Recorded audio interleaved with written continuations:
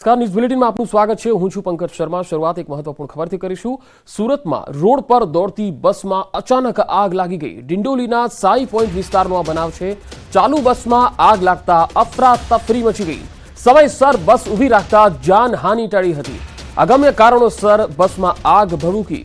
સ્થાનિકોએ આગ કાબૂમાં લીધી હતી। તસવીરોમાં જોઈ શકાય છે આખી બસ સળગવા લાગી હતી અને ધુમાડાના ગોટે ગોટા દૂર દૂર સુધી જોવા મળ્યા। સુરતમાં રોડ પર દોડતી બસમાં અચાનક આગ લાગી। જો કે કયા કારણોસર આગ લાગી તે સામે નથી આવી શક્યું। બની શકે છે કે શોર્ટ સર્કિટને કારણે પણ આગ લાગી હોઈ શકે છે। ડિંડોલીના સાઈ પોઈન્ટ વિસ્તારનો આ બનાવ છે। ચાલુ બસમાં આગ લાગતા અફરાતફરી મચી ગઈ। સમયસર બસ ઊભી રાખતા જાનહાનિ ટળી। અગમ્ય કારણોસર બસમાં આગ લાગી હતી। સ્થાનિકોએ આ આગને કાબૂમાં લીધી હતી। તો સુરતના ડિંડોલી વિસ્તારથી આ દ્રશ્યો આવી રહ્યા છે। સિટી બસ જે બસમાં લોકોને લઈ જતી હોય છે અને ટ્રાફિક માટે આ સૌથી સહુલિયત સુવિધા કહેવાય છે સિટી બસ, અને અચાનક આ બસમાં આગ લાગી ગઈ। ડિંડોલીના સાઈ પોઈન્ટ વિસ્તારનો આ બનાવ છે। બસમાં અચાનક આગ લાગતા લોકોના જીવ અદ્ધર થઈ ગયા હતા। લોકોના ટોળે ટોળા પણ આસપાસ એકત્ર થઈ ગયા હતા। જોકે સ્થાનિક લોકોએ જ અહીંયા પાણીનો મારો ચલાવ્યો હતો અને બસમાં જે સમયસર બસને ઊભી રાખી દેવામાં આવી હતી, જેથી અહીંયા જાનહાનિ ટળી ગઈ હતી। જોકે આ આગ કયા કારણોસર લાગી તે સામે નથી આવી શક્યું। સ્થાનિકોએ આ આગને કાબૂમાં લીધી હતી।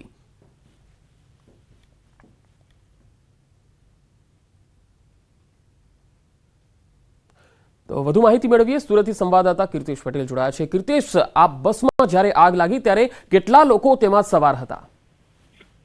જે પ્રકારે સુરતના ડિંડોલી પાસે સાઈ પોઈન્ટ પાસેથી બસ પસાર થતી સુરત મહાનગરપાલિકાની સિટી બસમાં અચાનક આગ લાગી ગઈ હતી। જોતજોતામાં આગને લઈને દોડધામ મચી ગઈ હતી કહી શકાય। બસમાં 40% વધુ લોકો સવાર હતા। તાત્કાલિક બસ ડ્રાઈવરે સમય વાપરી બસ રસ્તાની સાઈડ પર ઉભી કરતા તમામ લોકો નીચે ઉતરી જતા મોટી દુર્ઘટના ટળી હતી। પણ સૌથી મહત્વની વાત છે, સુરત મહાનગરપાલિકાની બ્લુ બસો છે જે ખખડધજ હાલતમાં છે। ખાસ કરીને આ બસોમાં રસ્તે બ્રેકડાઉન થતું હોય છે, આ પ્રકારની આગની ઘટનાઓ જોવા મળતી હોય છે। એટલે કે કંડમમાં થઈ ગયેલી બસો રસ્તા પર દોડે છે। આ રસ્તા પર દોડ્યા બાદ લોકો માટે યમરાજરૂપ સાબિત થઈ રહી છે અને બસમાં બેઠેલા લોકોનો પણ જીવ જોખમમાં મુકાય છે। જ્યારે વધુ એક ઘટના બનતા સમગ્ર વિસ્તારમાં દોડધામ મચી જવા પામી હતી। જો કે ઘટનાની જાણ થતા ફાયર વિભાગ ઘટના સ્થળે દોડી આવ્યું હતું અને આ બસને સાઈડ ઉપર કરી આગ લાગે એ પહેલા આગ પર કાબુ મેળવવાનો પ્રયાસ કર્યો હતો। પણ જે પ્રકારે આ બસમાં આગ લાગી હતી તેને લઈને લોકોમાં ભયનો માહોલ ફેલાઈ ગયો હતો। સુરત સિટી બસમાં આગ લાગવાની આ પ્રથમ ઘટના નથી। જી કીર્તિશ, આભાર માહિતી આપવા માટે। બનાસકાંઠામાં પાલનપુરના ખેમાણા ટોલ નાકા પર મારામારી થઈ ગઈ। ટોલ આપવાની બાબતે તોફાની ટોળાએ અહીંયા તોડફોડ તો કરી અને સાથે સાથે ટોલ કર્મી પર બેફામ લાકડીઓ ઝીંકી ધોકાથી માર માર્યો। 10 થી વધુ તોફાની તત્વોએ લાકડીથી માર માર્યો હતો। આ તસવીરો જુઓ। હિંસક હુમલો થયો અને ટોલ કર્મી ગંભીર રીતે ઈજાગ્રસ્ત થયો છે। તેને હોસ્પિટલમાં લઈ જવામાં આવ્યો છે। આ મારામારી અને તોડફોડનો બનાવ સીસીટીવીમાં કેદ થઈ ગયો છે। આ ફૂટેજના આધારે પોલીસે હુમલાખોરો વિરુદ્ધ ફરિયાદ નોંધી છે અને તેમની તપાસ હાથ ધરી છે। તો બે અલગ અલગ તસવીરો જુઓ। એક તસવીરમાં હુમલાખોરો અચાનક ધસી આવે છે અને ટોલ કર્મી પર લાકડીઓ વરસાવવા લાગે છે। બીજી તસવીરમાં આપ જોઈ શકો છો કે જે ગાડીની અંદર હુમલાખોરો આવે છે, પહેલા તો તેઓ ટોલ આપવાની ના પાડે છે અને ત્યારબાદ તેમાંથી કેટલાક લોકો નીચે ઉતરે છે અને લાકડીઓ કાઢે છે અને પછી સીધા જ ટોલ કર્મી પર હુમલો શરૂ કરી દે છે। બે અલગ અલગ તસવીરો, આ સીસીટીવીના દ્રશ્યો છે। આ ઘટના બાદ પોલીસ ફરિયાદ નોંધાઈ છે। પોલીસે આ હુમલાખોરોની શોધખોળ હાથ ધરી છે, કારણ કે આ અસામાજિક તત્વો રાત્રે ટોલ કર્મી પર હુમલો કરવા માટે પહોંચ્યા।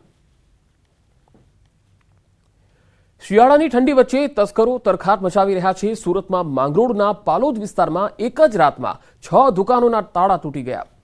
સિલ્વર પ્લાઝામાં 8 જેટલા તસ્કરોએ ચોરીની ઘટનાને અંજામ આપ્યો। 6 દુકાનોમાં થયેલી લાખોની ચોરીના સીસીટીવી પણ સામે આવ્યા। એક સાથે 6 દુકાનોમાં તાળા તૂટતા તસ્કરો પણ જાણે પોલીસને પડકાર ફેંકી રહ્યા હોય તેવો તાલ સર્જાયો। તસ્કરીની વધી રહેલી ઘટનાઓ સામે પોલીસની કામગીરી પર લોકો સવાલ ઉઠાવી રહ્યા છે। તો સિલ્વર પ્લાઝામાં 8 જેટલા તસ્કરો ત્રાટક્યા।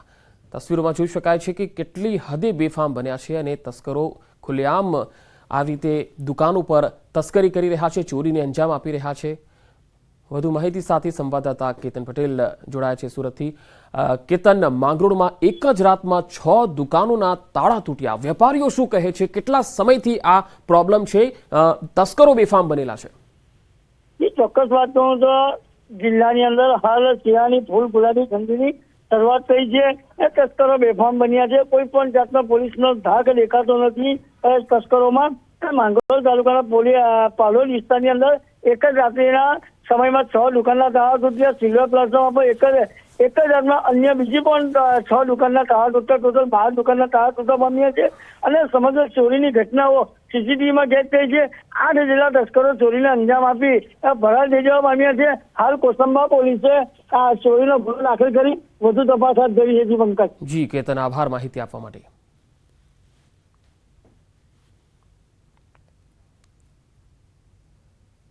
અને હવે વાત કરીશું અંબાલાલની મોટી આગાહીની.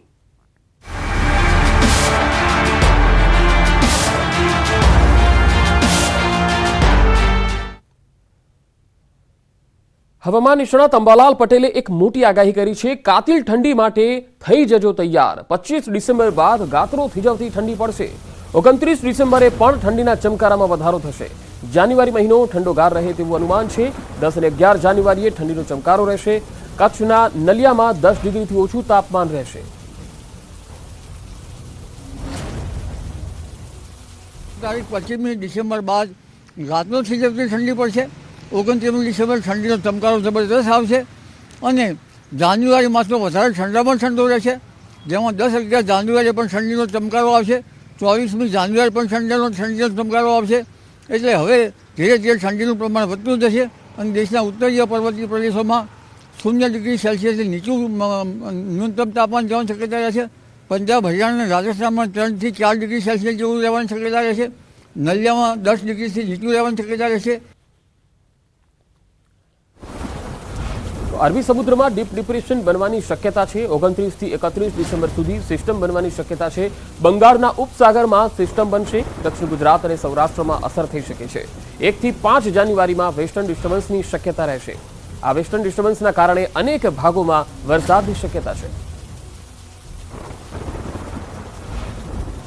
લગભગ સિસ્ટમ બનવાની શક્યતા અરબ સાગરમાં 29 થી 31 ડિસેમ્બર સુધી છે, લાસ્ટ સુધી. અને તરત બંગાળ ઉપસાગરમાં પણ સિસ્ટમ બની રહી છે. એટલે આ સિસ્ટમ તો બનશે જેના કારણે ત્યાંની થોડી ઘણી અસર અરબ સાગરના મુંબઈ, મહારાષ્ટ્ર, દક્ષિણ ગુજરાત અને સૌરાષ્ટ્રના ભાગોમાં થવાની શક્યતા રહે છે. પરંતુ એક ઉલ્લેખનીય છે કે એક વેસ્ટર્ન ડિસ્ટર્બન્સ લગભગ જાન્યુઆરી તારીખ 1 થી 5માં આવી રહ્યો છે અને આ વેસ્ટર્ન ડિસ્ટર્બન્સના કારણે રાજ્યના ભાગોમાં વરસાદ થવાની શક્યતા છે. હાડ થીજવતી ઠંડી માટે તૈયાર રહેજો. ઠંડી અંગે હવામાન વિભાગે પણ આગાહી કરી છે. રાજ્યમાં 2 થી 3 ડિગ્રી સુધી પારો ગગડી શકે છે. વહેલી સવારે ઠંડીના ચમકારાનો અહેસાસ થઈ રહ્યો છે. રાજ્યમાં હાલ વાતાવરણ સૂકું જોવા મળી રહ્યું છે અને આગામી દિવસોમાં પણ વાતાવરણ સૂકું રહેશે.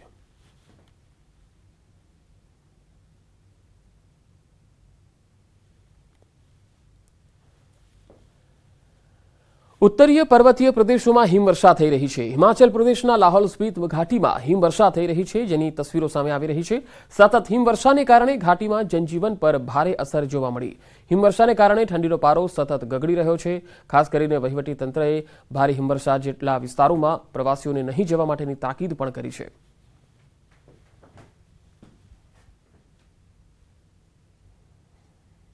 लाहौल घाटी में मौसम ने एक बार फिर से करवट बदली है और अब बर्फबारी का दौर जो है शुरू हो गया है. लंबे समय के बाद जो है घाटी में बर्फबारी हो रही है, जिससे जहां किसान और बागवान काफी खुश नजर आ रहे हैं, वहीं जो एक लंबे समय से खुश्की का दौर यहां लाहौल स्पीति में चला हुआ था, वो अब उम्मीद की जा रही है कि अब ये इस बर्फबारी से समाप्त हो जाएगी.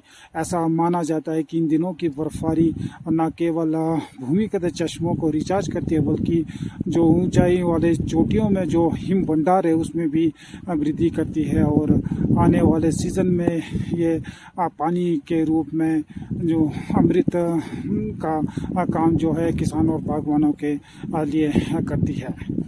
वहीं जो है जिला प्रशासन ने 2 दिनों तक मौसम खराब रहने की संभावना जताई थी और बर्फबारी की संभावना को देखते हुए जो है पर्यटकों और अन्य लोगों को जो प्रतिबंधित इलाके हैं शिंकुला, बारा, लाचाला, कुंजम तर्रा और रोहतांग दर्रे की तरफ ना जाने की सलाह दी गई है, क्योंकि ये इलाके जो है 20 नवंबर के बाद बर्फबारी और जो मौसम खराब होने की संभावना को देखते हुए इन इलाकों के लिए जो सड़क मार्ग जो है बंद कर दी गई है।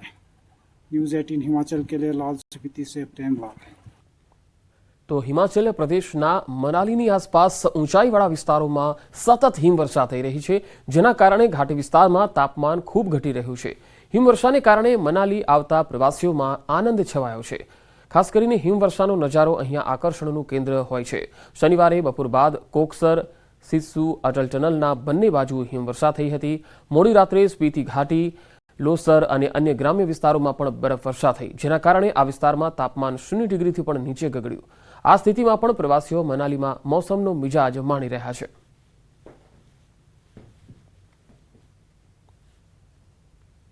इस बार जो मौसम है जल्दी ही तापमान गिर गया और पहाड़ों पर जो है बर्फबारी का दौर शुरू हो चुका है।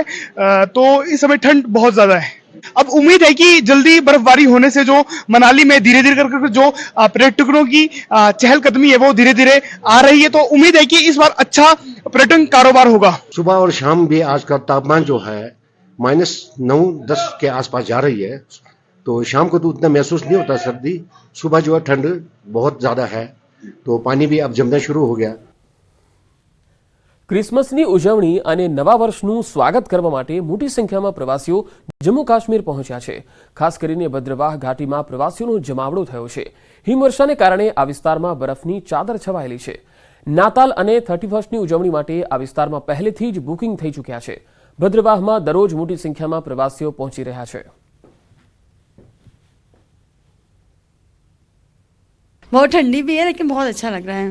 हम न्यू ईयर बनाने आए हैं। हाँ, हम कश्मीर गए हैं बट यहाँ ज़्यादा अच्छा लग रहा है। इतने बर्फ़ में पहली बार आई हूँ। जरूर आए एक बार घूमने के लिए। यहाँ पे बहुत अच्छी जगह है। कश्मीर में तो यहाँ पे सिर्फ वो बना हुआ है बर्फ़ का, यहाँ तो पूरे रास्ते भर हमको बर्फ़ मिला और बहुत अच्छा लग रहा है।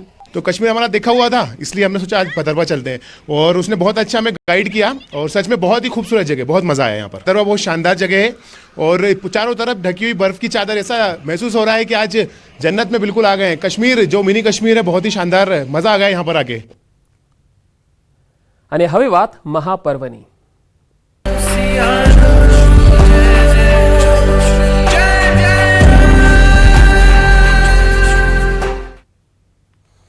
રામ મંદિરના મહોત્સવને લઈ લોકોમાં અનેરો ઉત્સાહ છે। ભક્તો અવનવી કલાકૃતિ અને ભેટ શ્રીરામના ચરણોમાં સમર્પિત કરી રહ્યા છે। તેવામાં જામનગરના કનખરા પરિવાર તરફથી અયોધ્યાની પ્રતિકૃતિ જેવા સ્ટેન્ડ સાથે લાખોની કિંમતની ફાઉન્ટેન પેન અયોધ્યા મોકલવામાં આવી રહી છે। રામ જન્મભૂમિની ચળવળમાં મહત્વની ભૂમિકા નિભાવનારા શ્રી રામભદ્રાચાર્યજી માટે હનુમાનજીના ફોટાવાળી વિશેષ ફાઉન્ટેન પેન મોકલાઈ રહી છે। મેગ્ના કાર્ટા બ્રાન્ડની આ ફાઉન્ટેન પેનની કિંમત 1,90,000 છે। પ્રધાનમંત્રી મોદી અને અનેક સંતો મહંતોની ઉપસ્થિતિમાં શ્રી રામભદ્રાચાર્યજીને આ પેન અર્પણ કરાશે। આ પેન માટે ખાસ શ્રી રામના નામ સાથે વિશેષ બોક્સ પણ તૈયાર કરાયું છે। ફાઉન્ટેન પેન સાથે વિશેષ સ્ટેન્ડ અને શ્રી રામ લખાયેલા પારાની માળા પણ અયોધ્યા મોકલાશે।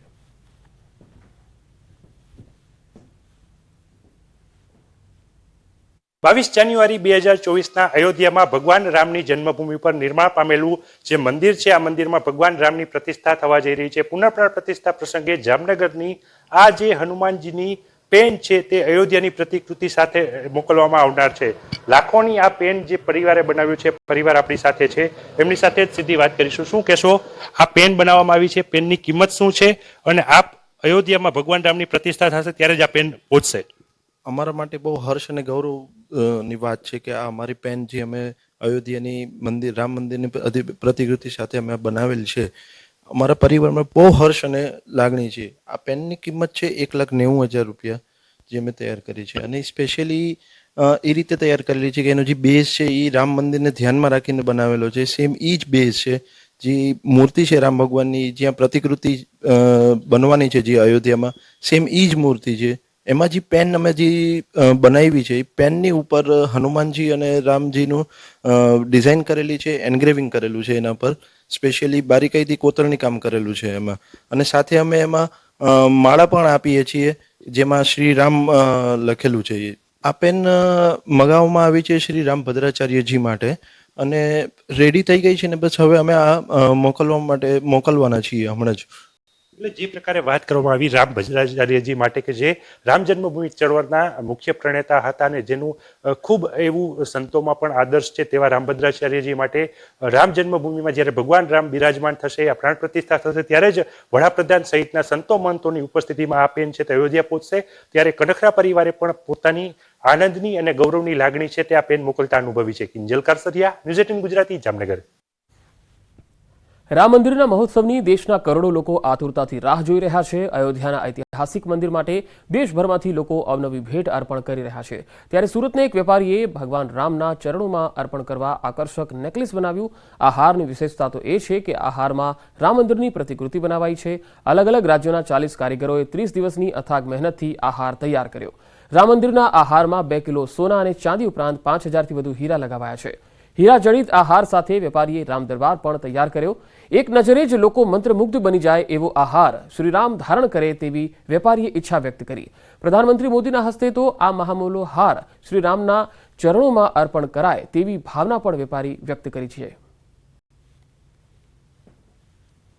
મર્યાદા પુરુષોત્તમ રામનું મંદિર અયોધ્યામાં આકાર લઈ રહ્યું છે અને આગામી દિવસમાં દર્શન માટે લોકો માટે ખુલ્લું મુકાવાનું છે. ત્યારે ભગવાન રામને લઈને દેશભરમાં લોકોનો ઉત્સાહ જોવા મળી રહ્યો છે. લોકો અલગ અલગ વસ્તુ ભગવાન રામને લઈને બનાવી રહ્યા છે. ત્યારે સુરતના એક જ્વેલર્સે 2 કિલો જેટલા સોના અને ચાંદીમાં 5000 જેટલા ડાયમંડ લગાડી 40 કારીગરોની 30 દિવસની મહેનત બાદ એક નેકલેસ તૈયાર કર્યો છે. જો કે આ નેકલેસ આકર્ષણનું કેન્દ્ર તો બન્યું છે, સાથે સાથે જ્વેલર્સના માલિકનું માનવું છે કે ભગવાન પુરુષોત્તમ રામ જ્યારે તેમનું મંદિરનું પાટ ઉત્સવ થાય અથવા તો કહી શકાય કે લોકો માટે જ્યારે ખુલ્લું મુકાય ત્યારે ભગવાનના ચરણોમાં અથવા ભગવાનના ગળામાં તેમનો આ નેકલેસ પહોંચે તેવી આશા સાથે તેમને આ નેકલેસ તૈયાર કર્યો છે. જો કે નેકલેસ અત્યારે સુરત સહિત દેશભરમાં આકર્ષણનું કેન્દ્ર બન્યું છે. કેમેરામેન ભરત બ્રહ્મભટ્ટ સાથે કીર્તેશ પટેલ, ન્યૂઝ 18 ગુજરાતી, સુરત. મર્યાદા પુરુષોત્તમ રામનું ભવ્ય મંદિર અયોધ્યામાં તૈયાર થઈ રહ્યું છે અને આગામી દિવસમાં આ મંદિર લોકો માટે જ્યારે ખુલ્લું મૂકવાનું છે ત્યારે ભગવાન રામને લઈને દેશભરમાં લોકો પોતાના પ્રિય ભગવાનને કોઈને કોઈ વસ્તુ અર્પણ કરવા માટે અલગ અલગ પ્રકારે બનાવી રહ્યા છે. ત્યારે સુરતના જ્વેલર્સ દ્વારા એક નેકલેસ તૈયાર કરવામાં આવ્યો છે. તેમની પ્રબળ ઈચ્છા છે કે આ નેકલેસ ભગવાન રામના ચરણોમાં અર્પિત કરે અથવા તો તે ભગવાન રામની મૂર્તિના ગળામાં આ નેકલેસ પહેરાવવાની તેમની ઈચ્છા છે. જ્વેલર્સના માલિક આપણી સાથે છે, સીધા આપણે એમની સાથે વાત કરવાનો પ્રયાસ કરીશું. સૌપ્રથમ આપનું નામ, કેવી રીતે આ નેકલેસ તૈયાર થયો છે, શું કહેશો આ નેકલેસને લઈને? મારું નામ રોનક ધોળિયા છે. હું રચેશ જ્વેલ્સનો ભાગીદાર છું. આ નેકલેસ આપણે જ્યારે અયોધ્યા નગરીમાં રામ મંદિર બની રહ્યું છે તો એને જોઈને જ આપણે ઇન્સ્પાયર થયા કે આપણે જ્વેલરીનો ધંધો છે આપણે, તો એમાં આપણે કંઈક કરીએ તો, અને પૂરા ભારતમાંથી કંઈક ને કંઈક અયોધ્યા માટે લોકો કંઈક ને કંઈક આપે છે. તો એ જોતાં અમને એવું લાગ્યું કે આપણે કંઈક આપણે બનાવીએ જ્વેલરીમાં, જેથી અમે આ નેકલેસ આખો બનાવ્યો છે. કેવી રીતે નેકલેસ બન્યો, કેટલા દિવસમાં તૈયાર થયો, શું વિશેષતા છે નેકલેસની? આ નેકલેસ બનાવતા 30 દિવસ જેવો સમય લાગ્યો છે અને આ 40 જેવા વર્કરોનો બધાનો સમાવેશ થયો છે ત્યારે આ બનેલો છે નેકલેસ. અને આમાં લગભગ સોનું ચાંદી લગભગ 2 કિલો જેવું યુઝ થયેલું છે અને 5000 પ્લસ ડાયમંડ આપણે યુઝ થયા છે. શું ઈચ્છા છે નેકલેસની? હવે આ નેકલેસની આપણે ઈચ્છા એ છે કે જ્યારે ઓપનિંગ થાય, ઇનોગ્રેટ થાય ત્યારે આપણે અયોધ્યા મંદિરમાં આપણે ભેટ આપીએ. અને અમારી ઈચ્છા એવી છે કે જ્યારે આપણા માનનીય શ્રી નરેન્દ્ર મોદી સાહેબ જે ઇનોગ્રેટ કરવા આવવાના છે તો અમે એના હસ્તક જ અમે આપવા માંગીએ છીએ. બિલકુલ ભગવાન રામના મંદિર તો દેશભરમાં આકર્ષણનું કેન્દ્ર છે. સાથે સાથે આ નેકલેસ સુરત સહિત દેશભરમાં આકર્ષણનું કેન્દ્ર બન્યું છે. કારણ કે અલગ અલગ રાજ્યના અલગ અલગ જ્ઞાતિના 40 જેટલા વર્કરોએ 30 દિવસની મહેનત બાદ આ નેકલેસ તૈયાર કર્યો છે. જ્વેલર્સના માલિકનું માનવું છે કે આ નેકલેસ દેશના વડાપ્રધાનના હસ્તે ભગવાન રામના ગળા સુધી પહોંચે તેવી તેમની ઈચ્છા છે. જો કે આ નેકલેસ હાલ સુરત સહિત દરેક જગ્યા પર આકર્ષણના કેન્દ્ર સાથે તેના વિડીયો સોશિયલ મીડિયામાં વાયરલ પણ થવા પામ્યા છે. કેમેરામેન ભરત બ્રહ્મભટ્ટ સાથે કીર્તેશ પટેલ, ન્યૂઝ 18 ગુજરાતી, સુરત. આગળ વધુ સમાચારો પર નજર કરીશું. હાલ રોકાઈશું એક બ્રેક માટે.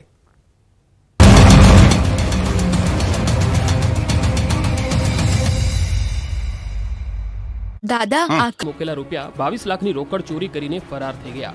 ઓફિસના સીસીટીવીમાં 2 તસ્કરો કેદ થયા. ટુંડેલ સીમમાં આવેલી ઉત્સવ ફ્રૂટ પ્રોડક્ટ્સ કંપનીમાં કામદારોને પગાર આપવા કંપનીના કેશિયરે રૂપિયા 22 લાખ ઉપાડી ઓફિસના લોકરમાં મૂક્યા હતા, જે ગુમ થતા સીસીટીવીમાં જોતા 2 વ્યક્તિ કંપનીમાં પ્રવેશ કરી ચોરી કરીને ફરાર થતા કેદ થયા. સમગ્ર મામલે કંપની માલિકે વસો પોલીસ સ્ટેશનમાં ફરિયાદ નોંધાવી છે. પોલીસે સીસીટીવીના આધારે વધુ તપાસ હાથ ધરી છે. નડિયાદમાં મંજીપુરા વિસ્તારમાં 45 વર્ષીય મહેશભાઈ પટેલ ભાગીદારીમાં પીજ ચોકડી નજીક ટુંડેલ ગામની સીમમાં ઉત્સવ ફૂડ પ્રોડક્ટ્સ કંપની વર્ષ 2005થી ચલાવે છે. 15મી ડિસેમ્બરના રોજ કંપનીના કામદારોનો પગાર કરવાનો હોય તેમજ વહીવટી ખર્ચ હોય, જે માટે કંપનીના કેશિયરે બેંકના ખાતામાંથી રૂપિયા 24 લાખ ઉપાડ્યા હતા. આ મોટી રકમ લાવી કંપનીની ઓફિસના લોકરમાં મૂકી હતી. આ 24 લાખ રૂપિયા પૈકી 2 લાખ રૂપિયા કંપનીના ખર્ચમાં વપરાયેલા હતા અને બાકીના 22 લાખ રૂપિયા ઓફિસના લોકરમાં મૂક્યા હતા. આ લોકરની ચાવી બાજુમાં આવેલ દિવાલ પરના લાકડાના કબાટમાં મૂકી હતી. જ્યારે બીજા દિવસે ઓફિસે પહોંચતા પૈસા ગાયબ થઈ જતા પગ તળેથી જમીન ખસી ગઈ હતી. અમદાવાદમાં ધોળકાના વટામણ ચોકડી પર અકસ્માત. ટ્રક પલટી જતા નજીકના લારી ગલ્લાવાળા બન્યા ભોગ. ઘટનામાં 4થી વધુ ઇજાગ્રસ્ત થયા અને એકનું ઘટના સ્થળે જ મોત થયું. બેકાબુ ટ્રક નજીકના લારી ગલ્લા પર જઈને પલટી. અમરેલીના ધારીમાં સિંહની લટારથી લોકોમાં ભય. સિંહની લટાર કેમેરામાં થઈ કેદ.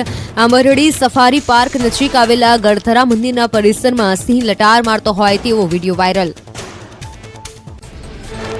વડોદરાના કરજણ નવા બજાર વિસ્તારમાં આગની ઘટના. જલારામ નગરપાલિકા દરગાહ પાસે ઘન કચરામાં લાગી આગ. દૂર દૂરથી ધુમાડાના ગોટે ગોટા જોવા મળ્યા. ફાયર વિભાગે આગ ઉપર કાબુ મેળવવા જહેમત ઉઠાવી.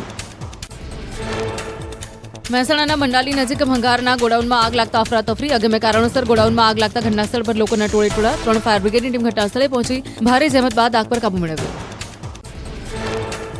ગીર સોમનાથના કોડીનારમાં શેરડીના પાકમાં આગ. મિતિયાજ ગામમાં 3 વીઘા જમીનમાં શેરડીનો પાક બળીને ખાખ. વીજ વિભાગના તારના સ્પાર્કના કારણે આગ લાગી હોવાનું અનુમાન. સુરતના માંડવી તાલુકામાંથી વધુ એક દીપડો પાંજરે પુરાયો. છેલ્લા કેટલાય સમયથી ગામની સીમમાં દીપડો દેખાતા ફેલાયો હતો ભય. ખેડૂતોની ફરિયાદ બાદ વન વિભાગે દીપડાને પાંજરે પૂર્યો. સાબરકાંઠાના ઈડરમાં દીપડાની દહેશત. મહાકાલેશ્વર રોડ પર દીપડાના આટાફેરાથી ભયનો માહોલ. રાતના સમયે દીપડાએ પશુનો કર્યો હતો શિકાર. ખેતરમાં મળ્યા દીપડાના પંજાના નિશાન. સ્થાનિકોએ વન વિભાગને કરી રજૂઆત. સાબરકાંઠાના મોઢુકામાં પકડાયેલો દીપડો ઇજાગ્રસ્ત. દીપડાને ગળાના ભાગે ગંભીર ઇજા થતા કાર્યવાહી. દીપડા પર હુમલો કરનારા સામે નોંધાઈ પોલીસ ફરિયાદ. દીપડાનું રેસ્ક્યુ કરવા પહોંચેલા સ્થાનિકોએ ધારિયાથી દીપડાને પહોંચાડી ઇજા. રાજકોટના જેતપુરમાં રખડતી રંજાડનું આતંક. રખડતા ઢોરે 9 વર્ષના બાળકનો ભોગ લીધો. ઘર પાસે રમી રહેલા બાળકને ઢોરે અડફેટી લીધું. સારવાર દરમિયાન 9 વર્ષના સમીર વાડોદરિયાનું મોત. વલસાડમાં નશામાં ધૂત સિટી બસના 2 ડ્રાઈવરોની દાદાગીરી. નશામાં ધૂત 2 ડ્રાઈવરોએ અન્ય ડ્રાઈવરો સાથે કરી બબાલ. દારૂ પી અને આવેલા ડ્રાઈવરોને તાત્કાલિક ફરજ પરથી મુક્ત કરાતા ભરાયા હતા રોષે. ડેપોમાંથી પાર્ક કરેલી બસની ચાવી લઈ ડ્રાઈવરો થયા હતા ફરાર. સવારે બસની ચાવી ન મળતા થોડા ટાઈમ માટે ખોરવાઈ હતી બસ સેવા. ડ્રાઈવરની દાદાગીરી અંગે બસ સેવા સંચાલકે નોંધાવી પોલીસ ફરિયાદ. સુરેન્દ્રનગરમાં ધાંગધ્રા શહેરની મુખ્ય સરકારી હોસ્પિટલમાં અલગ અલગ 8 જેટલા વિભાગોમાં ડોક્ટરોની જગ્યા ખાલી. રાજ રાયસિંહજી હોસ્પિટલમાં ડોક્ટરો અને સ્ટાફની જગ્યા ખાલી હોવાથી લોકોમાં રોષ. દર્દીઓ ખાનગી હોસ્પિટલોમાં મોંઘી દાટ સારવાર લેવા મજબૂર. હોસ્પિટલના સુપ્રિન્ટેન્ડન્ટે ડોક્ટરોની ખાલી જગ્યા ભરવા આરોગ્ય મંત્રી સહિત ઉચ્ચ કક્ષાએ રજૂઆત કરી. તંત્રે ડોક્ટરોની ખાલી જગ્યા ભરવા માટે આપી ખાતરી. રાજ્યમાં કોરોનાના કેસમાં